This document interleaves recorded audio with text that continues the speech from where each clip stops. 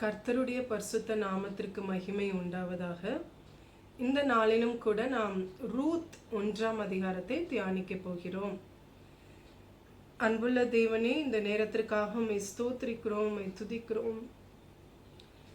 அப்பா, உம்முடைய வேதத்தில் உள்ள ஆழங்களை, சத்தியங்களை சத்திய ஆவியானவர் எங்களுக்கு போதித்து கொடுக்கும்படியாய் ஜெபிக்கிறோம். இயேசு கிறிஸ்துவின் நாமத்தில் ஜெபிக்கிறோம் நல்ல பிதாவே, ஆமென். 1ஆம் வசனம். நியாயாதிபதிகள் நியாயம் விசாரித்து வரும் நாட்களில் தேசத்திலே பஞ்சம் உண்டாயிற்று.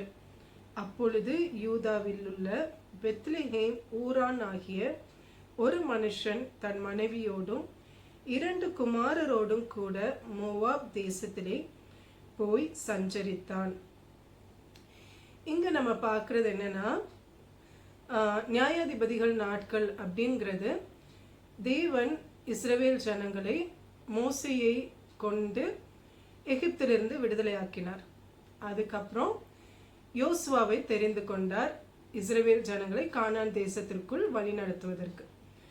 அதுக்கப்புறம் யோசுவாக்கு அப்புறம் எந்த ஒரு தனி நபரையும் தேவன் தலைவராக தெரிந்தெடுக்கவில்லை. மாறாக நியாயாதிபதிகளின் நாட்கள், அது நியாயாதிபதிகள் புஸ்தகத்துல விளக்கமாய் இருக்கிறது. தெபோராள், சிம்சோன், கிதியோன், இப்படியாக பல நபர்களை பயன்படுத்தினார் நியாயாதிபதிகளாக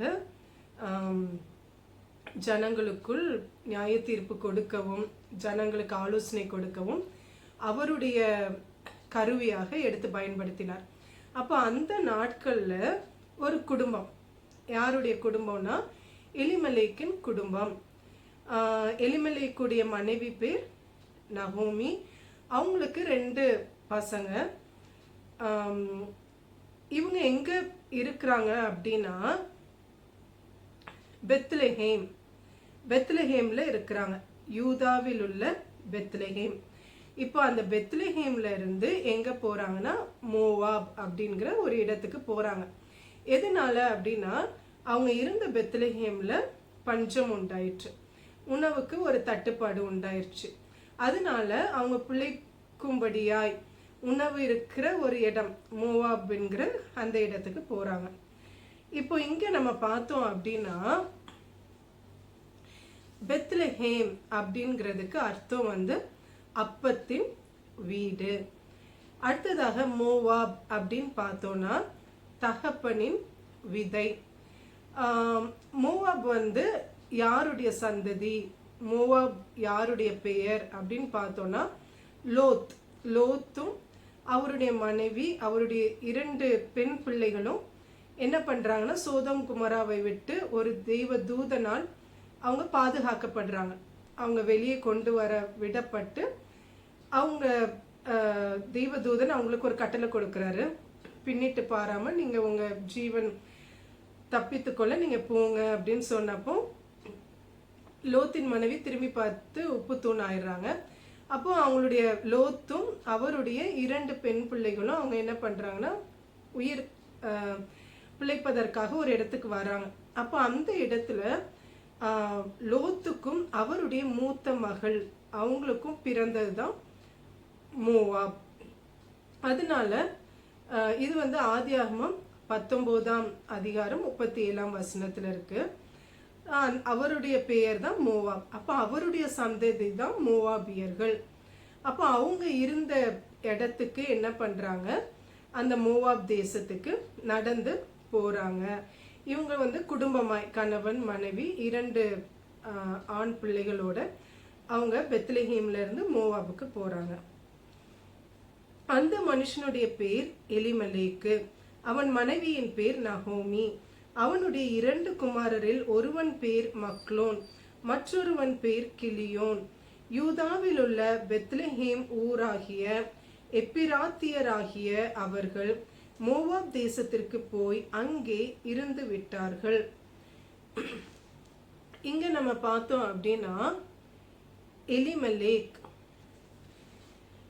எலிமெலேக் என்பதுக்கு என்ன அர்த்தம் அப்படின்னா, என்னுடைய தேவன் என் ராஜா அப்படிங்கிறது அர்த்தம். தேவன் வந்து என்னுடைய ராஜா. எலிமெலேக் என்கிற பெயருக்கு. நகோமி என்கிறதுக்கு இனிமையான அப்படிங்கிற அர்த்தம் நகோமியுடைய பெயருக்கு. அடுத்ததாக மக்லோன். மக்லோனுக்கு நம்ம பார்த்தோம் அப்படின்னா பலவீனம் அல்லது நோய் அப்படிங்கிற அர்த்தம். மக்லோன் தான் ரூத்தினுடைய கணவர். கிளியோன் அப்படின்னு பார்த்தோம்னா விரயமடைதல் அப்படிங்கிறது, வேஸ்ட் பண்ணப்படுறது, வீணாக்கப்படுறது அப்படிங்கிற அர்த்தம் கிளியோன்கிற பெயருக்கு. இவர் வந்து ஓர்பாலின் கணவர். இப்போ இந்த மோவாப் வந்து கிட்டத்தட்ட 50 மைல் தூரத்தில், ஒரு 80 கிலோமீட்டர் தூரத்தில் என்ன இருக்குன்னா இருக்குது பெத்லஹேம்ல இருந்து. அப்போ நடந்து போறதுக்கு 7 to 10 நாட்கள் ஆகும் அப்படின்ட்டு வேத ஆராய்ச்சியாளர்கள் சொல்றாங்க. அடுத்ததாக நம்ம பார்த்தோம் அப்படின்னா எப்பிராத்தியராகிய அப்படின்னு எழுதப்பட்டிருக்கு இல்லையா. எப்பிராத்தியராகிய பெத்லஹேம்க்கு வந்து பழைய பேர் எப்பிராத், அதனால அவங்க வந்து எப்பிராத்தியர்கள்ன்ட்டு எழுதப்பட்டிருக்காங்க. அவங்க வந்து அந்த பெத்லஹேமின் குடியுரிமை பெற்றவர்கள், அதனால அவங்கள எப்பிராத்தியர்கள் அப்படின்னு சொல்லப்பட்டிருக்கு. நகோமியின் புருஷனாகிய எலிமெலேக்கு இறந்து போனான். அவளும் அவளுடைய 2 குமாரரும் மாத்திரம் இருந்தார்கள். இப்போ அங்க மோவாப் தேசத்துல என்ன ஆகுது அப்படின்னா எலிமெலேக் இறந்து போயிடுறாரு. அவருடைய 2 பிள்ளைகளும் நகோமியும் அங்க இருக்கிறாங்க, மோவாப்ல இருக்கிறாங்க. இவர்கள் மோவாபியரில் பெண் கொண்டார்கள். அவர்களில் ஒருத்தி பேர் ஓர்பால், மற்றவள் பேர் ரூத். அங்கே ஏறக்குறைய 10 வருஷம் வாசம் பண்ணினார்கள். இப்போ அந்த மோவாப் தேசத்துல என்ன பண்றாங்கன்னா 2 பிள்ளைகளுமே அங்க உள்ள பெண்களை திருமணம் செய்து கொள்கிறார்கள். மோவாபிய ஸ்திரீகள் ஆகிய ரூத்தும் ஓர்பாலையும் திருமணம் செஞ்சு கொள்றாங்க. அதுக்கப்புறம் அவங்க 10 வருஷம் மோவாப்ல இருக்கிறாங்க. அப்போ என்ன நடக்குது அப்படின்னா, பின்பு மக்லோன் கிளியோன் என்னும் அவர்கள் இருவரும் இறந்து போனார்கள். அந்த ஸ்திரீ தன் குமாரர் இருவரையும் தன் புருஷனையும் இழந்து தனித்தவள் ஆனாள். இப்போ இங்க என்ன நடக்குது அப்படின்னா 2 பிள்ளைகளுமே இறந்து போகிறாங்க. மக்லோனும் கிளியோனும் இறந்து போயிடுறாங்க மோவாப்லேயே. நகோமி அப்போ வந்து அவங்க என்ன ஆயிடுறாங்க, தனிப்பட்ட ஒரு மனுஷி ஆயிடுறாங்க. கர்த்தர் தம்முடைய ஜனங்களை சந்தித்து அவர்களுக்கு ஆகாரம் அருளினார் என்று அவள் மோவாப் தேசத்திலே கேள்விப்பட்டு தன் மருமக்களோடே கூட மோவாப் தேசத்திலிருந்து திரும்பி வரும்படி எழுந்து. இப்போ நகோமி அம்மா என்ன பண்றாங்க அப்படின்னா, இப்போ பெத்லஹேம்ல வந்து ஆகாரம் உண்டாயிருக்குது. ஏன்னா அவங்க 10 வருஷத்துக்கு முன்னாடி ஏன் மோவாபுக்கு வந்தாங்கன்னா பஞ்சம், பெத்லஹேம்ல பஞ்சம் இருந்ததுனால. இப்போ அவங்களுக்கு ஒரு நற்செய்தி வருது. என்னன்னா அங்க வந்து பெத்லஹேம்ல கர்த்தர் வந்து அவருடைய ஜனங்களுக்கு ஆகாரம் கொடுத்திருக்கிறாரு அப்படிங்கிற செய்தி வருது. நகோமி கேள்விப்படுறாங்க. அப்போ என்ன தீர்மானம் எடுக்கிறாங்கன்னா, சரி நம்ம இந்த மோவாப் தேசத்துல இருந்து நம்ம வந்து கணவன் 2 பிள்ளைங்களுமே இழந்து போயிட்டோம், அதனால நம்ம மறுபடியும் எங்க போயிடலாம், பெத்லஹேம்கே போகலாம் அப்படின்னு சொல்லி அவங்க கிளம்புறாங்க. மருமக்கமாரோட போகலாம் அப்படின்ட்டு தீர்மானம் பண்ணி அவங்க வந்து அந்த இடத்த விட்டு புறப்படுறாங்க. தன் 2 மருமக்களோடும் கூட தான் இருந்த ஸ்தலத்தை விட்டு புறப்பட்டாள். யூதா தேசத்திற்கு திரும்பி போக அவர்கள் வழி நடக்கையில், அப்போ அவங்க 3 பேராக நடந்து வர்றாங்க. அவங்க இருந்த வீட்டை எல்லாம் காலி பண்ணிட்டு, இடத்தை காலி பண்ணிட்டு 3 பேருமே எங்க போகலாம், பெத்லஹேமுக்கு போகலாம் அப்படின்ட்டு கொஞ்சம் தூரம் நடந்து வந்ததுக்கு அப்புறம் நகோமி தன் 2 மருமக்களையும் நோக்கி, நீங்கள் இருவரும் உங்கள் தாய் வீட்டுக்கு திரும்பி போங்கள். மரித்து போனவர்களுக்கும் எனக்கும் நீங்கள் தயை செய்தது போல கர்த்தர் உங்களுக்கும் தயை செய்வாராக. இப்போ நகோமி வந்து ஒரு நல்ல காரியத்தை பண்றாங்க. என்னன்னா அவங்க வந்து 2 மருமக்கள் மாறியும் பார்த்து என்ன சொல்றாங்க அப்படின்னா, நீங்க வந்து திரும்பி உங்க தாய் வீட்டுக்கு நீங்க போங்க. அங்க வந்து நீங்க என்ன பண்ணீங்க, எனக்கும் மரித்து போன என்னுடைய பிள்ளைகளுக்கும் என்ன பண்ணீங்க, நீங்க தயை பாராட்டினீங்க. அதே போல கர்த்தரும் உங்களுக்கு என்ன பண்ணுவாரு, தயை செய்வாராக அப்படின்னு ஒரு ஆசீர்வாதத்தை கூறுறாங்க அவங்க மேல. கர்த்தர் உங்கள் இருவருக்கும் வாய்க்கும் புருஷனுடைய வீட்டிலே நீங்கள் சுகமாய் வாழ்ந்திருக்க செய்வாராக. என்று சொல்லி அவர்களை முத்தமிட்டாள். அப்பொழுது அவர்கள் சத்தமிட்டு அழுது அவளை பார்த்து, உம்முடைய ஜனத்தண்டைக்கே உம்முடனே கூட வருவோம் என்றார்கள். அப்போ 2 பேர்ட்டும் என்ன அந்த நகோமி அம்மா சொல்றாங்க, நீங்க உங்க தாய் வீட்டுக்கு போங்க, அங்க உங்களுக்கு கர்த்தர் உங்களுக்கு வாய்க்கும் புருஷனோடு என்ன பண்ணுங்க, நீங்க சுகமாய் தங்கி இருங்க அப்படின்னு சொல்லிட்டு என்ன பண்றாங்க, முத்தம் கொடுக்குறாங்க 2 பேருக்குமே, ரூத்துக்கும் ஓர்பாலுக்கும். அப்போ அவங்க என்ன பண்றாங்க, அந்த 2 மருமகள்களும் அவங்க சத்தமிட்டு அழுது அவங்க என்ன சொல்றாங்கன்னா, இல்ல உங்க ஜனத்தண்டைக்கு தான் நாங்க வருவோம் அப்படின்ட்டு சொல்றாங்க. அப்போ இங்க ஒரு நகோமியுடைய ஒரு நற்குணம் வெளிப்படுகிறதை நம்ம பார்க்கலாம். அவங்க தன்னுடைய கணவர் தன்னுடைய 2 பிள்ளைகளையும் இழந்து போன ஒரு நிலைமை, ஒரு வெறுமையாக்கப்பட்ட நம்பிக்கை முற்றிலுமா இழந்து போன ஒரு நிலைமையில நகோமி இருக்கிறாங்க. ஆனாலும் அவங்களுக்குள்ள தன் மருமகள் மார்களை குறித்து ஒரு நல்ல எண்ணம் இருந்தது. அவங்களுடைய வாழ்க்கையில நல்ல காரியங்கள் நடக்க வேண்டும் என்று அவர்களை ஆசிர்வதிக்கக்கூடிய ஒரு நல்ல இருதயம் நகோமிக்குள் இருந்தது. நம்ம வாழ்க்கையில நம்ம கற்றுக்கொள்ளக்கூடிய காரியம் என்னன்னா, நம்ம எப்படிப்பட்ட ஒரு சூழ்நிலையில் இருந்தாலும் மற்றவர்கள் நன்றாக இருக்க வேண்டும் அப்படிங்கிற அந்த குணம், நற்குணம் நமக்குள் இருக்க வேண்டும். ஹல்லேலூயா. அது தேவனுடைய அன்பினால் மாத்திரமே நமக்குள் வரக்கூடிய ஒரு குணமாய் இருக்கிறது. அதற்கு நகோமி, என் மக்களே, நீங்கள் திரும்பி போங்கள், என்னோடு ஏன் வருகிறீர்கள்? உங்களுக்கு புருஷராகும்படிக்கு இனிமேல் என் கர்ப்பத்திலே எனக்கு பிள்ளைகள் உண்டாகுமோ? அப்ப அவங்க என்ன சொல்றாங்க, நீங்க ஏன் என் கூட வர்றீங்க? என்னுடைய கர்ப்பத்துல திரும்ப உங்களுக்கு புருஷனா இருக்கும்படிக்கு குழந்தை உண்டாகுமா? என் மக்களை திரும்பி போங்கள், நான் வயது சென்றவள், ஒரு புருஷனுடன் வாழத்தக்கவள் அல்ல. அப்படிப்பட்ட நம்பிக்கை எனக்கு உண்டாயிருந்து நான் இன்று இரவில் ஒரு புருஷனுக்கு வாழ்க்கைப்பட்டு பிள்ளைகளை பெற்றாலும் அவர்கள் பெரியவர்களாகும் மட்டும் புருஷருக்கு வாழ்க்கைப்படாதபடிக்கு நீங்கள் பொறுத்திருப்பீர்களோ? அவர்கள் பெரியவர்களாகும் மட்டும் புருஷருக்கு வாழ்க்கைப்படாதபடிக்கு நீங்கள் பொறுத்திருப்பீர்களோ? அது கூடாது. என் மக்களே, கர்த்தருடைய கை எனக்கு விரோதமாய் இருக்கிறதினால் உங்கள் நிமித்தம் எனக்கு மிகுந்த விசனம் இருக்கிறது என்றாள். இப்போ அவங்க என்ன சொல்றாங்கன்னா, அப்படி ஒரு குழந்தைய வயிற்றுல உண்டாகி அந்த குழந்தை பெருசாகி அது வரைக்கும் உங்களால என்ன பண்ண முடியாது, பொறுத்துட்டு இருக்க முடியாது. அதனால நீங்க என்ன பண்ணுங்க, அதே போல கர்த்தருடைய கரம் எனக்கு விரோதமா இருக்கு, அதனால என் வாழ்க்கையில ரொம்ப கசப்பா இருக்கு, அதனால நீங்க உங்க தாய் வீட்டுக்கு போங்க அப்படின்னு சொல்றாங்க. அப்பொழுது அவர்கள் சத்தமிட்டு அதிகமாய் அழுதார்கள். ஓர்பால் தன் மாமியை முத்தமிட்டு போனாள், ரூத்தோ அவளை விடாமல் பற்றி கொண்டாள். இங்க நம்ம பாக்குறது எப்படின்னா, 2 மருமகள்கள், அதுல ஓர்பால் என்ன பண்றாங்கன்னா, அவங்க நகோமியை முத்தமிட்டு அவங்க அம்மா வீட்டுக்கு போயிடுறாங்க.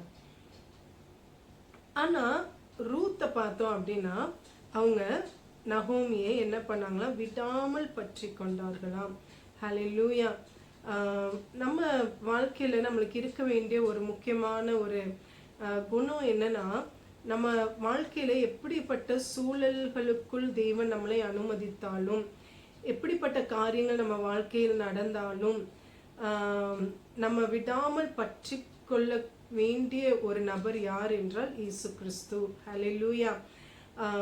அவரே நம்மளுக்கு எல்லாமா இருக்கிற தேவன். பல பாதைகள், பல சூழல்கள் நம்ம வாழ்க்கையில் வரலாம், இழப்புகள் வரலாம், எதிர்பாராத காரியங்கள் வரலாம். ஆனாலும் நாம் இயேசு கிறிஸ்துவாகிய தேவனை நாம் பற்றி கொண்டு இருக்க வேண்டியது மிக மிக மிக அவசியமான ஒரு காரியமாய் இருக்கிறது. அப்பொழுது அவள், இதோ உன் சகோதரி தன் ஜனங்களிடத்துக்கும் தன் தேவர்களிடத்துக்கும் திரும்பி போய்விட்டாளே, நீயும் உன் சகோதரியின் பிறகே திரும்பி போ என்றாள். அப்போ நகோமி என்ன ரூத்தை பார்த்து சொல்றாங்க அப்படின்னா, உன்னுடைய சகோதரி அவங்க என்ன பண்ணிட்டாங்க, அவங்களுடைய ஜனத்துக்கு அவங்களுடைய தேவர்களிடத்துக்கு அவங்க திரும்பி போயிட்டாங்க, நீயும் என்ன பண்ணு, உன்னுடைய சகோதரிக்கு பின்னாடியே நீ போ அப்படின்னு சொல்றாங்க.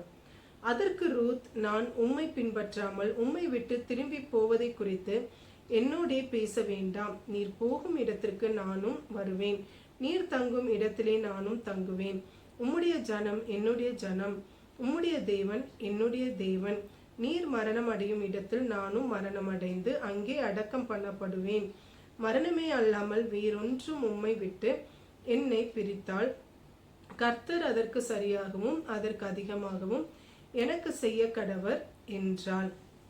இங்க நம்ம கவனிக்க வேண்டிய ஒரு முக்கியமான ஒரு காரியம் இருக்கு. என்னன்னா, ரூத் ஒரு சரியான உறுதியான ஒரு தீர்மானம் எடுக்கிறாங்க, தைரியமான ஒரு தீர்மானம். ஏன்னா இந்த தீர்மானம் எடுப்பதற்கு ஒரு திடமனம் வேணும், தைரியம் வேணும். ஏன்னா நகோமி முற்றிலுமா எல்லாவற்றையும் இழந்து போன ஒரு நிலைமையில நின்றுட்டு இருக்கிறாங்க. ஆனா அப்படிப்பட்ட நகோமிக்கு ரூத் என்ன செய்ய விரும்புறாங்கன்னா, அவங்க கூட செல்ல வேண்டும்.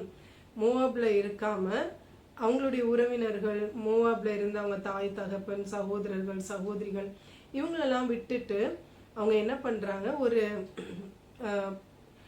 அந்நிய தேசத்திற்கு, முன்ன பின்ன அறியாத ஒரு இடத்துக்கு அவங்க போகும்படி நகோமியோட கூட போறாங்க. அப்ப என்ன சொல்றாங்கன்னா, நான் விசுவாசிக்கிறேன் ரூத் அவங்களுடைய பொறுப்பை அவர்கள் அறிந்திருந்தார்கள். நம்ம மருமகளா இருக்கிறோம், அப்போ மாமியாராகிய நகோமியை என்ன பண்ணணும், கவனிக்க வேண்டிய பொறுப்பு என் கையில இருக்குது. அவங்க கணவர் மாமனார் இறந்துட்டாங்க, அவங்க ரூத்துடைய கணவர் இறந்துட்டாங்க, அவங்களுடைய கொழுந்தனார் இறந்துட்டாரு. அப்போ இவங்க ஒரு தனி மனுஷியா நிக்கிறாங்க. அப்போ நம்ம மாமியாரை நம்ம என்ன பண்ணக்கூடாது, அப்படி விட்டு விடக்கூடாது அப்படிங்கிற நிச்சயம் அவங்களுக்குள்ள இருந்துச்சு. எப்படி ஆகுன்னு நம்ம மாமியாருக்கு துணையா நம்ம போகணும், அவங்க இருக்கிற இடத்துலதான் நம்ம இருக்கணும், அவங்களுடைய தெய்வம் தான் என்னுடைய தேவன், அவங்க ஜனம் தான் என்னுடைய ஜனம் அப்படின்னு மிகவும் உறுதியா இருந்தாங்க. நான் விசுவாசிக்கிறேன் அவங்க வீட்டுல நிச்சயமாக நகோமி அம்மா இஸ்ரவேலின் தேவனை குறித்து நிச்சயமாய் பேசியிருப்பார்கள். அவர் எப்படியாக பிதாக்களை வழி நடத்தினது, எகிப்திலிருந்து கானானுக்கு கொண்டு வந்தது, இன்னும் பல காரியங்களை அவங்க பகிர்ந்து கொண்டிருந்திருப்பார்கள்.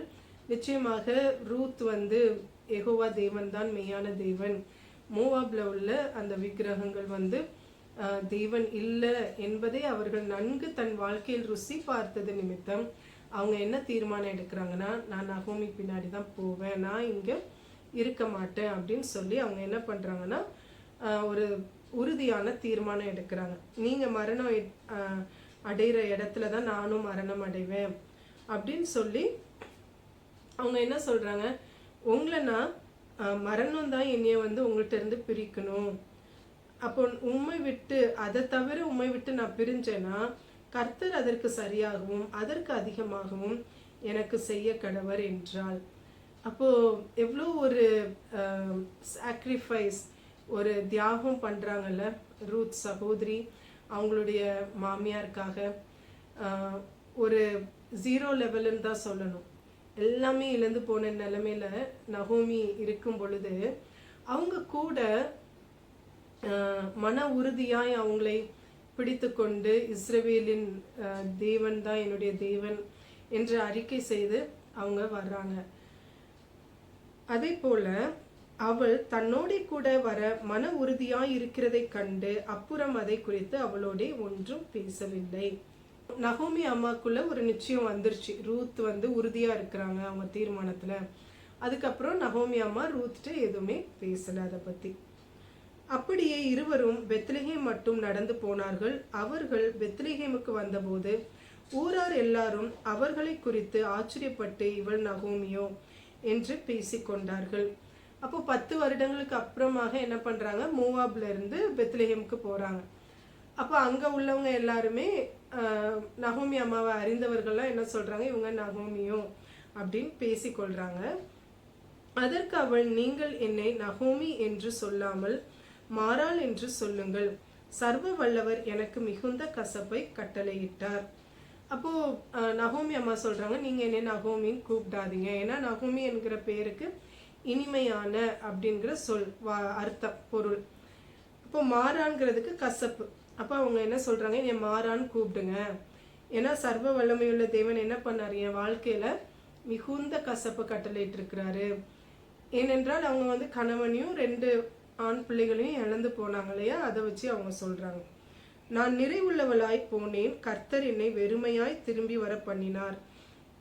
கர்த்தர் என்னை சிறுமைப்படுத்தி சர்வ வல்லவர் என்னை கிளேசப்படுத்தி இருக்கையில் நீங்கள் என்னை நகோமி என்பானேன் என்றாள்.